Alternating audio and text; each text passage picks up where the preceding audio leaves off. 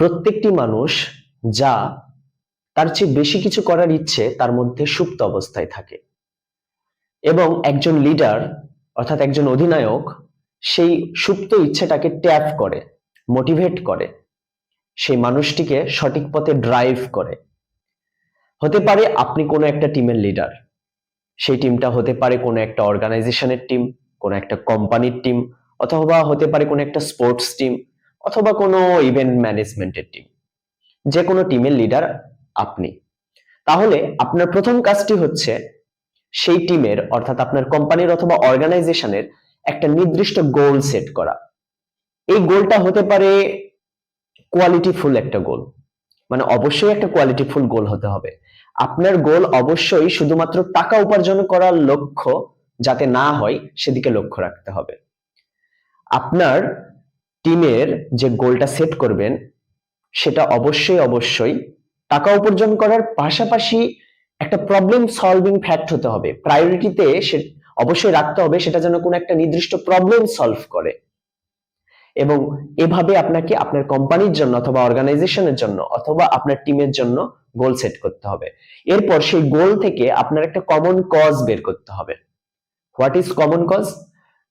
Example দেওয়া যাক, বলা যাক গুগলের কথা। গুগলের কমন কজ হচ্ছে ইন্টারনেট ব্যবহারকারীরা যাতে খুব সহজেই ইন্টারনেট থেকে যে কোনো তথ্য খুব ইজিলি খুঁজে বের করতে পারে। এটা হচ্ছে গুগলের কমন কজ। আবার যদি ইউটিউবের কথা বলা হয়, ইউটিউবের কমন কজ হচ্ছে একজন মানুষ যাতে খুব সহজেই একটা ভিডিও শুট করতে পারে এবং কোনো রকমের ঝুট ঝামেলা ছাড়াই যাতে সেটা তার ইউটিউব চ্যানেলে আপলোড করতে পারে এবং বিশ্ববাসীকে সেটা দেখাতে পারে। সো এটা হচ্ছে ইউটিউবের কমন কজ। সো আপনারও টিমের অর্থাৎ আপনার কোম্পানির অথবা অর্গানাইজেশনের একটা নির্দিষ্ট গোল বের করে সেখান থেকে একটা কমন কজ নির্ণয় করতে হবে, এবং এটা বের করার পর আপনার টিম মেম্বারদেরকে সেটা সম্পর্কে খুব ভালোভাবে জানিয়ে দিতে হবে যে দিস ইজ ইওর টিমস গোল। যখন আপনি আপনার টিম মেম্বারদেরকে জানাবেন এইটা তাদের গোল, তখন তারা তাদের নিজ নিজ কাজ সম্পর্কে সচেষ্ট থাকবে, সচেতন হবে, এবং তারা ফিল করতে পারবে তাদের ছোট ছোট কাজের গুরুত্ব আপনার কোম্পানি বা টিমের জন্য অনেক বেশি গুরুত্বপূর্ণ। এবং যখন সে ফিল করতে পারবে he is also as important as the CEO or the leader, তখনই সে তার সর্বোচ্চটুকু দিয়ে কাজ করবে।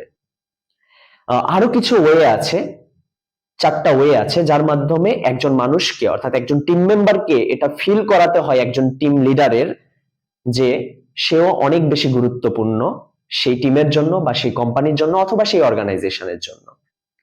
সেই 4টা ওয়ে কি? সেটাকে বলা হয় 4A। একটা হচ্ছে অ্যাপ্রিসিয়েশন, দ্বিতীয়টি হচ্ছে অ্যাডমিরেশন, তৃতীয়টি হচ্ছে approval, and the fourth one is attention. এই 4টা 4A। এক্সাম্পল দিয়ে বোঝানো যাক।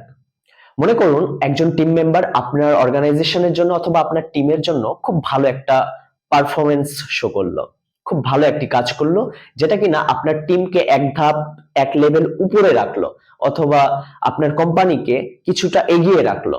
তখন আপনার উচিত হবে সেই টিম মেম্বারকে ডেকে নিয়ে এসে তার প্রতি কৃতজ্ঞতা প্রকাশ করা, তাকে স্পেসিফিক্যালি বোঝানো যে এই যে আপনার এই কাজটির জন্য আমাদের কোম্পানিটা বা আমাদের টিমটা এই এক ধাপ এগিয়ে গেল, এর সম্পূর্ণ ক্রেডিট আপনার।